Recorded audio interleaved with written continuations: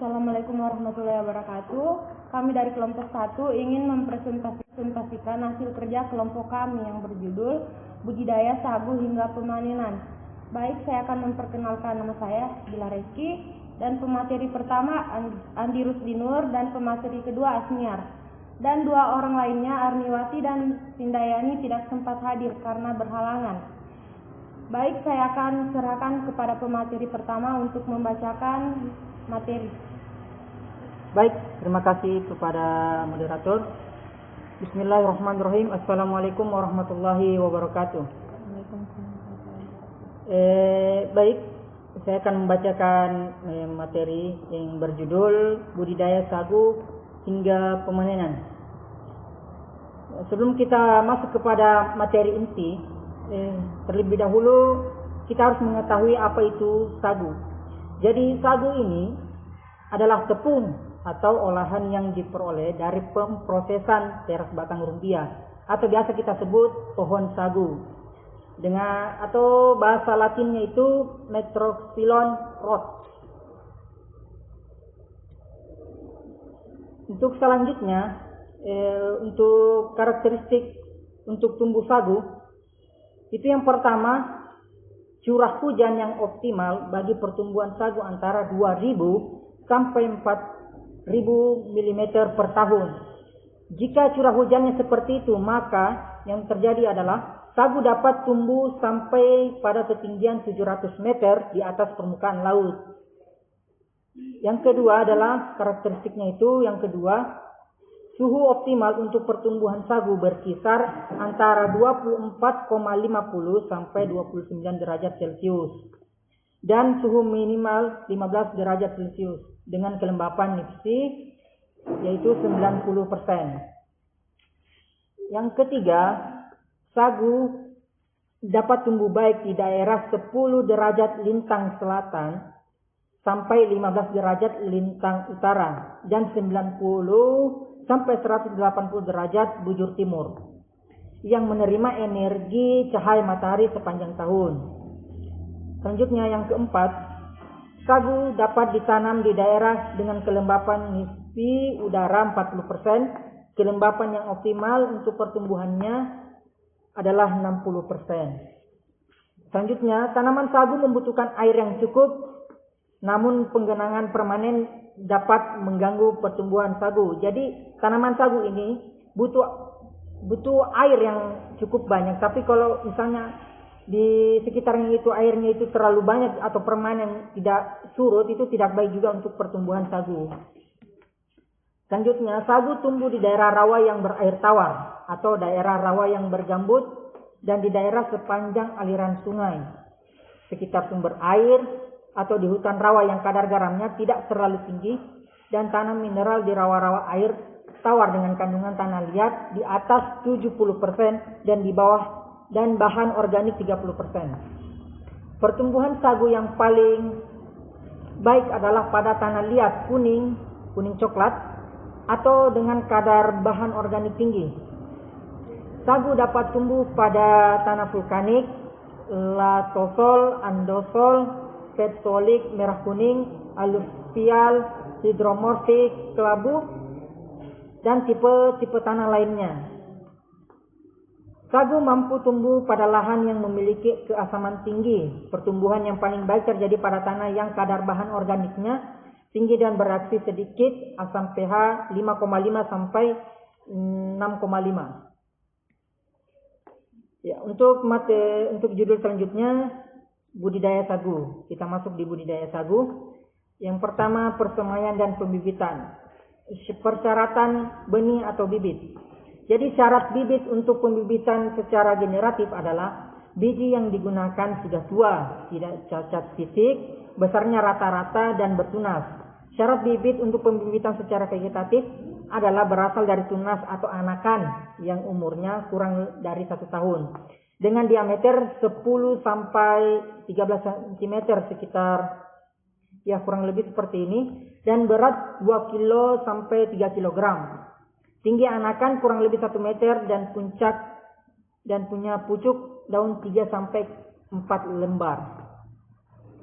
Penyiapan benih atau bibit. Yang pertama itu ada dengan cara generatif.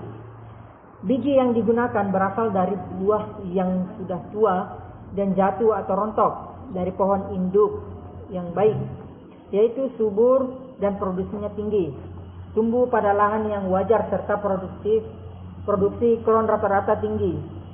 Biji atau buah yang diambil tersebut adalah buah yang tidak cacat titik, besarnya rata-rata dan bertunas. Yang kedua adalah cara vegetatif. Pembiakan secara vegetatif dapat dilakukan dengan menggunakan bibit berupa anakan yang melekat pada pangkal batang induknya.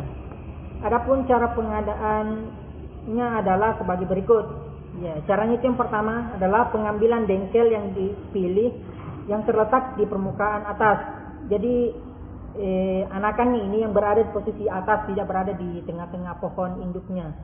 Karena otomatis kalau berada di tengah-tengah induknya itu susah untuk mengambilnya. Jadi yang dipilih itu yang berada di atas atau di luar.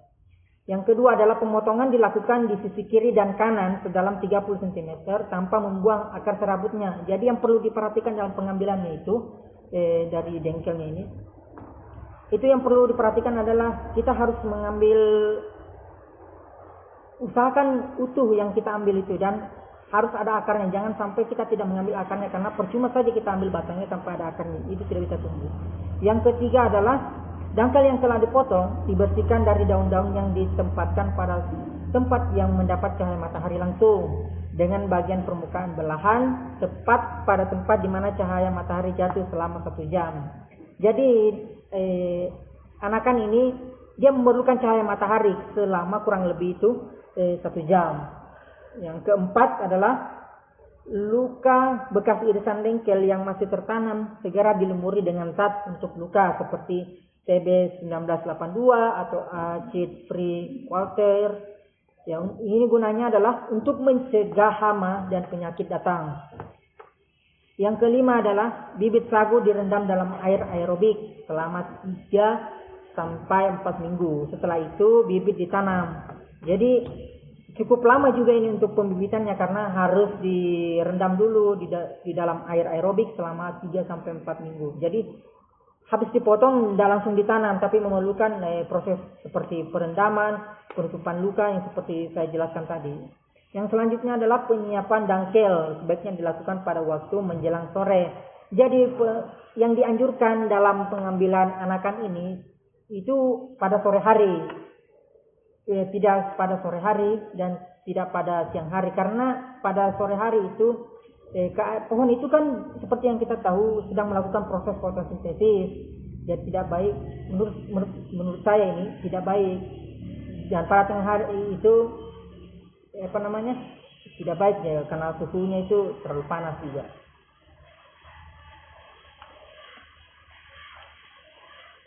Yang selanjutnya adalah teknik penyemaian benih. Yang pertama itu cara generatif. Perkecambahan tak langsung. Penyiapan media wadah atau bak dari bata atau bambu berukuran tinggi 30 sampai 40 cm, panjang tidak lebih dari 2 meter dan lebar 1,2 sampai 1,5 cm. Selanjutnya sepertiga bagian bawah diisi pasir dan di atasnya itu serbuk gergaji basah.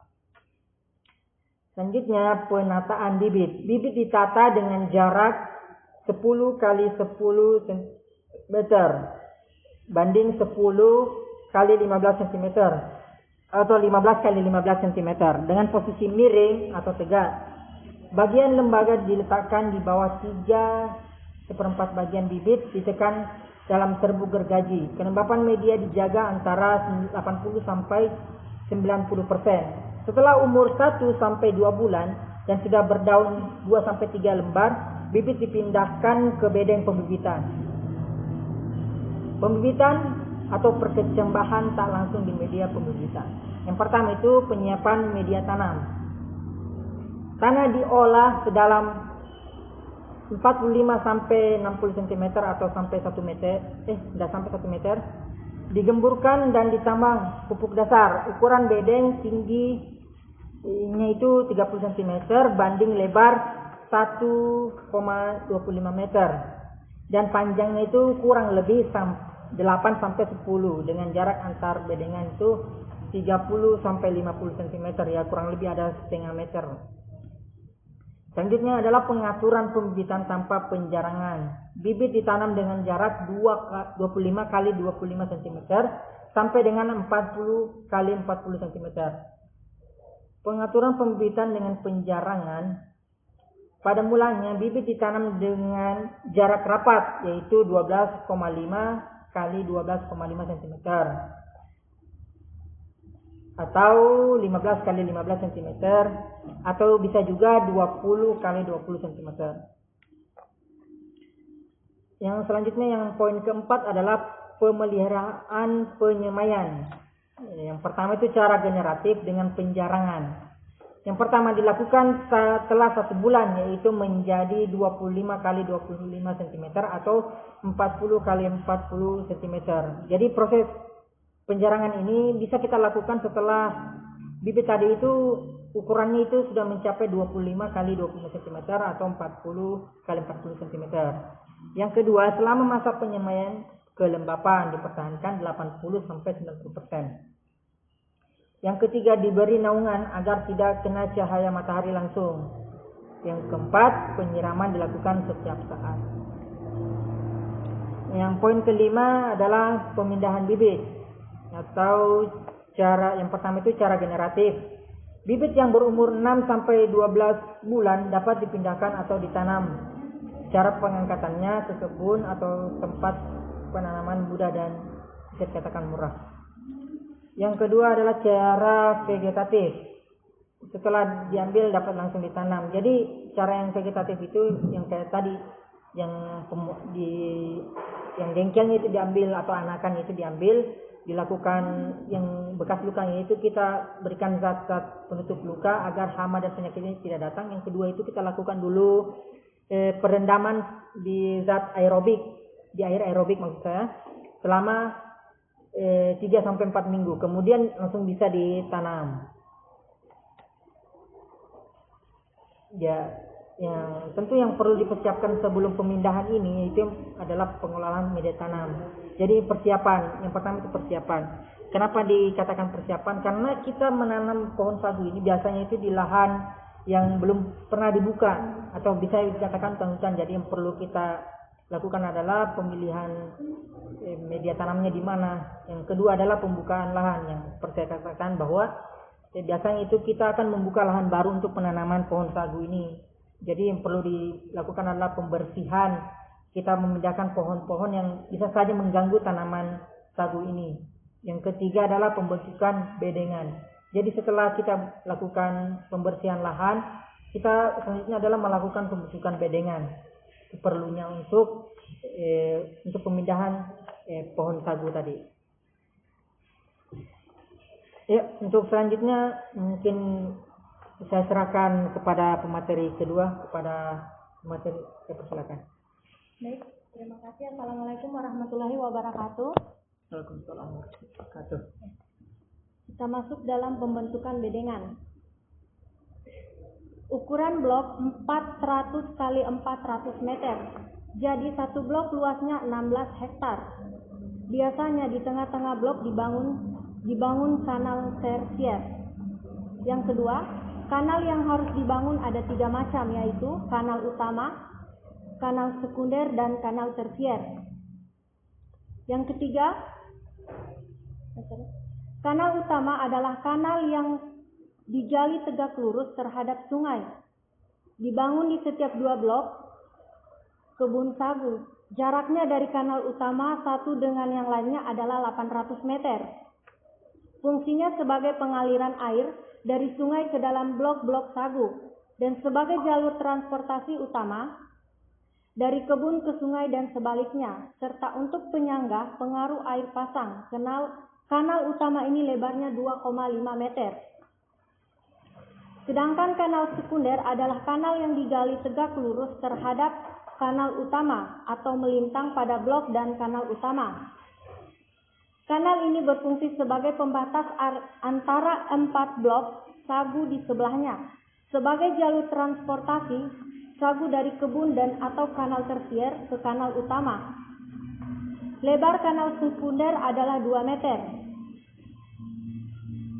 Lalu kanal tersier. Kanal tersier adalah kanal yang digali pada pertengahan blok atau di antara dua blok atau melintangi di antara blok-blok yang saling berseberangan dan sebagai jalur transportasi dari sagu bagian dalam ke sungai atau kanal utama, ke kanal sekunder atau juga ke kanal tersier melintang dan sebaliknya. Lebar kanal tersier adalah 1,5 meter dan saluran drainase lebarnya 0,75 sampai 1,00 meter. Yang kedua, penanaman dan penyulaman. Dalam penanaman dan penyulaman ini ada penentuan pola tanam, di mana sagu tuni 8x8 atau 9x9 meter. Hubungan segitiga sama sisi sehingga 1 hektar akan memuat 143 tanaman. Dan yang kedua, sagu hur 9x9 meter. Hubungan segitiga sama sisi sehingga 1 hektar akan memuat 143 tanaman. Yang ketiga, sagu molat 7x7 meter. Hubungan segi 4 sehingga 1 hektar akan memuat 2043 tanaman. Selanjutnya, jika ketiga varietas ditanam secara bersama-sama, maka ditanam secara terpisah menurut blok.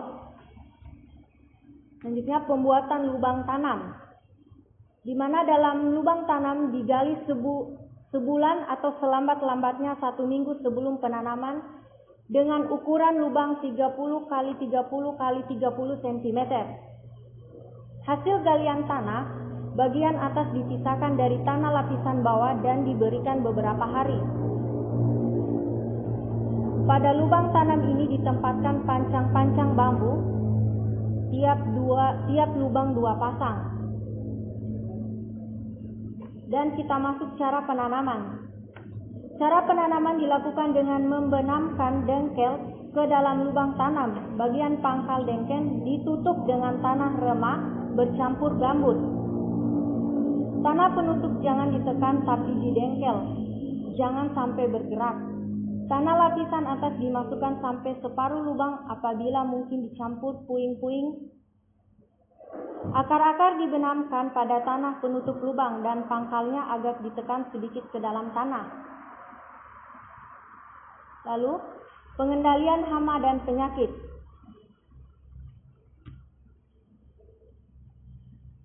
Pertama, kumbang. Mekanis dan biologis. Pengendalian secara mekanis adalah dengan cara pohon-pohon sagu yang mendapat gejala dari serangan hama ini terdapat lubang pada pucuk daun, bekas gerakan kumbang. Setelah berkembang tampak terpotong seperti digunting dalam bentuk segitiga.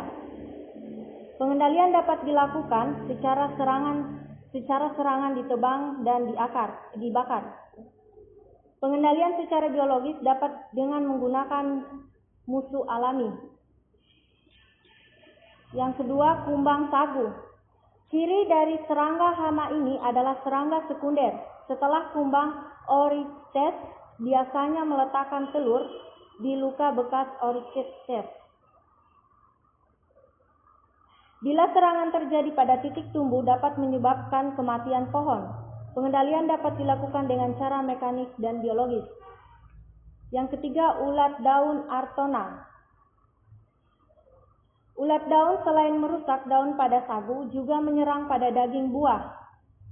Ulat daun ini menyerang jaringan dalam daun. Pengendalian pada ulat daun dapat dilakukan secara mekanis dan biologis.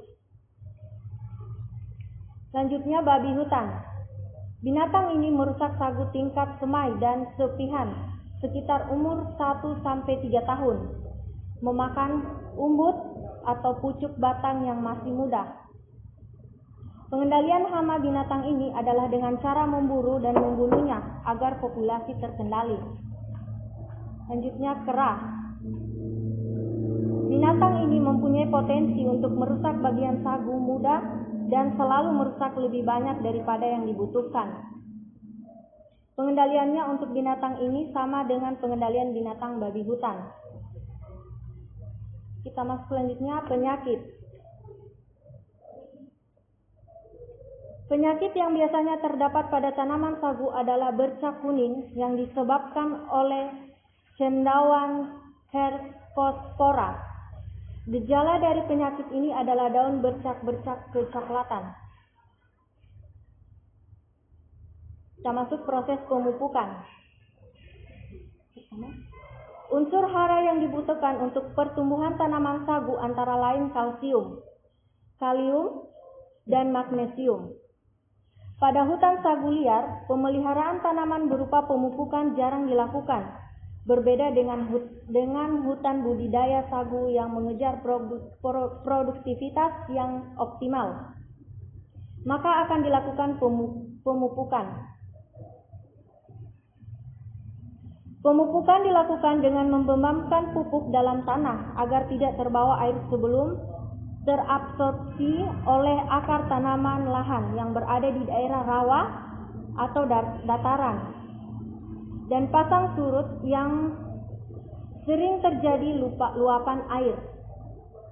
Pemupukan dilaksanakan secara melingkar di sekeliling rumpun dan secara lokal di daun sisi rumpun pada jarak sejauh pertengahan antara ujung tanjuk dengan pohon atau rumpun sagu.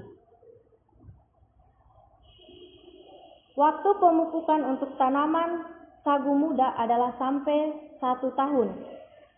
Menjelang panen, pemupukan dilakukan 1-2 kali setahun. Pemupukan sekali setahun dilakukan pada awal musim hujan, sedangkan untuk pemupukan 2 kali setahun dilakukan pada awal akhir musim hujan, masing-masing dengan 1/2 dosis.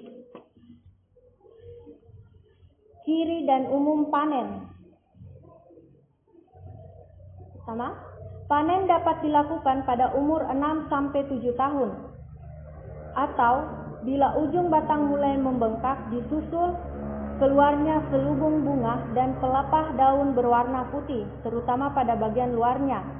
Tinggi pohon 10-15 meter, diameter 60-70 cm, tebal kulit luar 10 cm, dan tebal batang yang mengandung sagu 50-60 cm. Ciri pohon sagu siap panen pada umumnya dapat dilihat dari perubahan yang terjadi pada daun, duri, pucuk, dan batang. Cara penentuan pohon sagu yang siap panen adalah sebagai berikut. Tingkat rela atau putus duri, yaitu suatu fase di mana sebagian duri pada pelepah daun telah lenyap. Kematangan belum sempurna dan kandungan acinya masih rendah, tetapi dalam keadaan terpaksa pohon ini dapat dipanen. Tingkat maputi ditandai dengan menguningnya pelepah daun. Duri yang terdapat pada pelepah daun hampir seluruhnya lenyap, kecuali pada bagian pangkal pelepah masih tertinggal sedikit. Daun muda yang terbentuk ukurannya semakin pendek dan kecil. Pada tingkat sagu jenis Matroxylon, rumpi marti sudah siap dipanen karena kandungan acinya sangat tinggi. Selanjutnya, tingkat maputi masa atau masa jantung, yaitu fase di mana semua pelepah daun telah menguning dan kuncup bunga mulai muncul. Kandungan acinya telah padat mulai dari pangkal batang sampai ujung batang, merupakan fase yang tepat untuk panen sagu ihur. Selanjutnya, tingkat ciri buah merupakan tingkat kematangan terakhir di mana kuncup bunga sagu telah mekar dan bercabang menyerupai tanduk rusa dan buahnya mulai terbentuk. Fase ini merupakan saat yang paling tepat untuk memanen sagu jenis Matroxylon longicipilum martius. Selanjutnya kita masuk dalam proses pemanenan. Pertama, sagu dipanen dengan tahap sebagai berikut.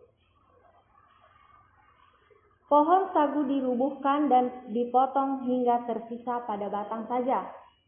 Yang kedua, batang dibelah memanjang sehingga bagian dalam terbuka. Yang ketiga, bagian teras batang dicacah dan diambil. Keempat, teras batang yang diambil ini lalu dihaluskan dan disaring. Dan yang kelima, hasil saringan dicuci dan patinya diambil. Yang keenam, pati diolah untuk dijadikan tepung atau dikemas dengan daun pisang. Dinamakan basong di Kendari. Terima kasih.